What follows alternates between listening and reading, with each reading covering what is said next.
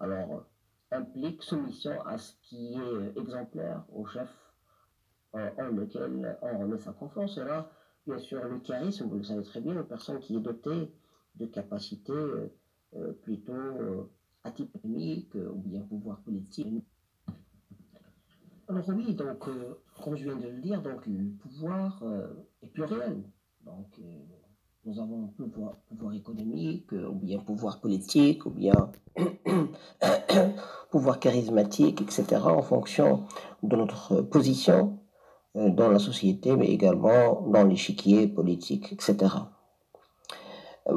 Je reviendrai à ce que j'avais dit au départ concernant Max Weber et l'importance qu'il a accordée à la notion de la domination. Alors pour ce grand chercheur, il a classé la domination en trois catégories. Alors ce qu'il appelle la domination rationnelle, il s'agit d'une domination impersonnelle, obéissance à des règles, à des lois, exemple les contribuables face au trésor public, le respect du code de la route, etc. C'est-à-dire qu'il y a des normes qui ont été fixées, bien sûr, par le législateur, et donc ils sont là à être respectés par les citoyens. On est dans une forme de domination rationnelle. Ça, c'est pourquoi on l'appelle rationnel, c'est parce que vous êtes des citoyens, vous avez élu vos représentants, et ces représentants, ils ont obtenu de vous une délégation de pouvoir. Nous reviendrons à ça lorsque nous parlerons de la représentation. Et donc, ils sont là pour légiférer à votre place, légiférer pour vous une fois que les règles sont établies, les normes sont établies, vous êtes dans l'obligation d'obéir. Donc là, nous avons une domination rationnelle qui, qui, qui est au cœur justement de l'intérêt que nous avons accordé à la notion de droit dans ce cours. Parce que la règle de droit s'inscrit dans la domination légale ou rationnelle, et non pas dans la domination traditionnelle ou bien la domination charismatique. C'est une domination consentie, c'est-à-dire moi, j'ai élu des représentants, ces représentants ont légiféré pour moi, et donc je dois accepter ce qu'ils légifèrent, ou bien ce qu'ils ont légiféré pour moi, donc je dois accepter ces règles, je dois accepter ces normes. On est dans une forme de domination qui est légale, qui est légitime. C'est la raison pour laquelle Max Weber l'appelle la domination rationnelle. Ça coïncide avec ce que Pierre Bourdieu, qui est un sociologue français contemporain, appelle la violence symbolique, ou bien le pouvoir symbolique. C'est un pouvoir qui ne s'exerce pas par la force physique, mais par la force symbolique. Ici, en l'occurrence, c'est la règle de droit. Je ne vais pas vous forcer par le bâton, je ne vais pas vous forcer physiquement, mais il y a une règle à respecter. Vous m'avez choisi pour que je légifère pour vous une telle règle, donc vous avez l'obligation d'accepter justement cette norme et cette loi. Donc ça, c'est la première forme de domination que Max Weber appelle la domination rationnelle.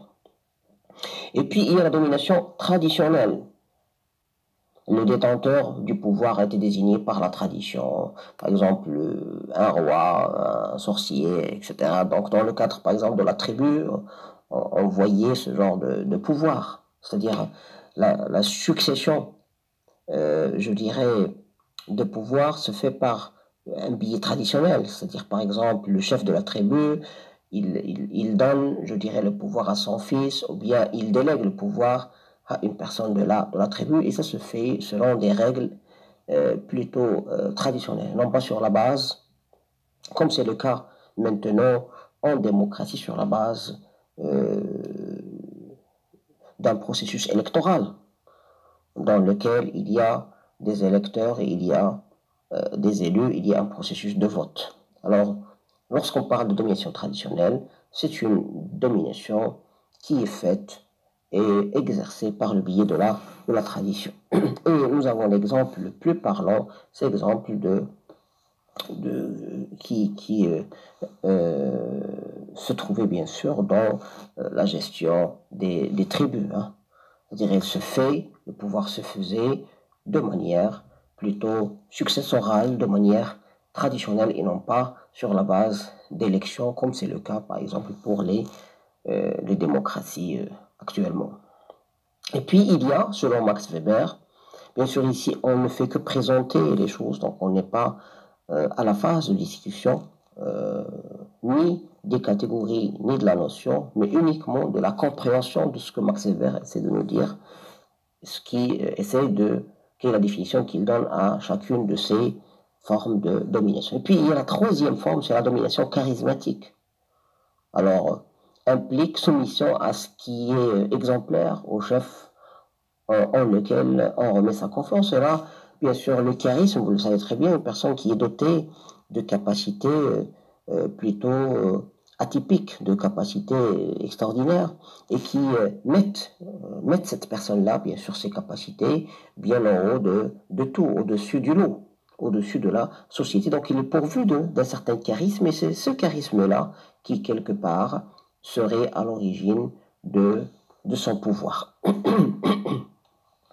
Il y a certaines personnes qui sont charismatiques, bien connues dans l'histoire politique. Par exemple, lorsqu'on parle de Hitler, lorsqu'on parle de Mussolini, lorsqu'on parle de Jacques Chirac, lorsqu'on parle de Hassan II, lorsqu'on parle de un certain nombre de personnes, lorsqu'on parle de Mohamed VI également. Donc vous avez un certain nombre de personnes qui sont dotées d'une auréole, ou bien sont auréolées d'un certain charisme et qui seraient à la base de leur force et de leur puissance et de leur pouvoir.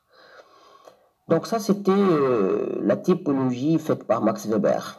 Donc je répète de manière synthétique. Donc pour Max Weber, il y a 3 types de domination. Il y a domination légalo-rationnelle qui coïncide avec, comme je l'ai dit, la notion de violence symbolique ou bien de pouvoir symbolique dont parlait Pierre Bourdieu, et je reviendrai sur Pierre Bourdieu soit vers la fin de ce cours, soit dans les cours prochains. Et il y a la domination traditionnelle, et puis il y a la domination charismatique. Mais Galbraith revient sur la notion de carotte et de bâton, et il considère 3 modes de domination. Alors il y a le pouvoir dissuasif. Alors le pouvoir est bâti et construit autour de l'idée de la dissuasion. Donc dissuader, c'est par la sanction. Si le dominé n'obéit pas, donc il y a une sanction qui s'applique sur lui, bien pour lui. Donc la sanction peut être réprobation, menace ou même acte forcé. Donc dissuasif, ce qu'on appelle le pouvoir dissuasif. Vous avez le pouvoir rétributif, c'est-à-dire si vous faites telle chose, vous êtes récompensé. Alors là, impliquant la remise d'une récompense à celui qui se soumet, qu'il s'agisse d'une louange, d'un paiement en nature ou d'une rétribution. Alors là, bien sûr, si vous faites ou vous ne faites pas telle ou telle chose, vous allez être récompensé. Puis le pouvoir persuasif, qui implique une obéissance non consciente. En effet, ce pouvoir permet la modification de la façon de penser du dominé qui se soumettra sans s'en rendre compte. Cette persuasion passe l'éducation, l'adhésion sociale, par exemple, accepter le vote majoritaire, se soumettre au politiquement correct. Alors, le pouvoir persuasif, c'est-à-dire que je vous incite à faire telle ou telle chose, mais en vous persuadant de différentes manières.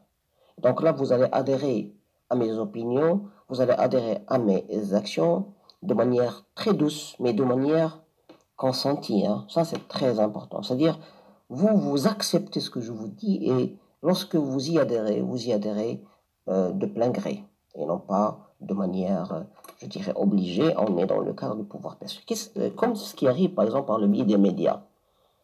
Alors, dans le cadre d'un discours politique, qui est proféré par exemple par, je dirais, un président, ou bien par un roi, ou bien le discours politique nous incite à faire telle ou telle chose, mais cette incitation, elle est quelque part faite sous forme de persuasion, à travers le discours, je vous dis de faire à travers le discours et non pas à travers le bâton. Ici, le discours constitue une forme de pouvoir persuasif. C'est un moyen utilisé par le politicien pour orienter, pour recommander, pour conseiller, pour obliger, par exemple, les citoyens à faire ou à ne pas faire telle ou telle chose. On est dans le cadre du pouvoir persuasif, donc c'est la troisième forme de pouvoir.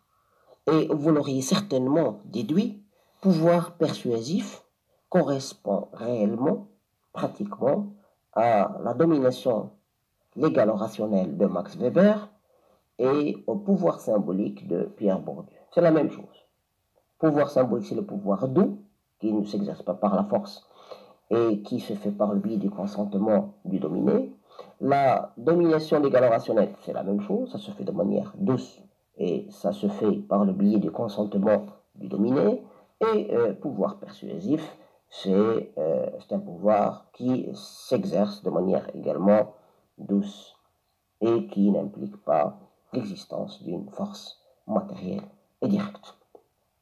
Donc, ici, pour résumer, pour que vous ne soyez pas perdus, il y a deux formes de pouvoir. Il y a le pouvoir matériel, physique, direct, qui implique une force, qui implique vraiment une contrainte physique directe, sentie, comme c'est le cas par exemple dans les régimes autoritaires, où il y a la dictature, et où bien sûr on n'a pas la possibilité de choisir ou de discuter un certain nombre de choix politiques, et il y a le pouvoir symbolique, le pouvoir où il y a une domination légale ou rationnelle, un pouvoir où il y a de la persuasion, où il y a bien sûr la concertation, où il y a de la discussion, où il y a absence de la force physique. Nous avons affaire au pouvoir symbolique. Donc ce sont les deux grandes formes de pouvoir sur lesquelles nous allons revenir plus souvent.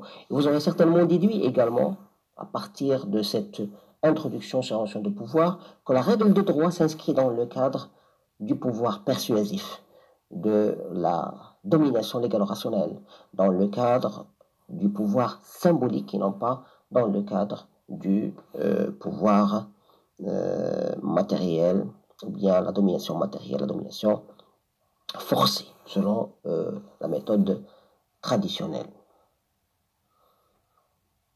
Donc voilà pour cette première notion.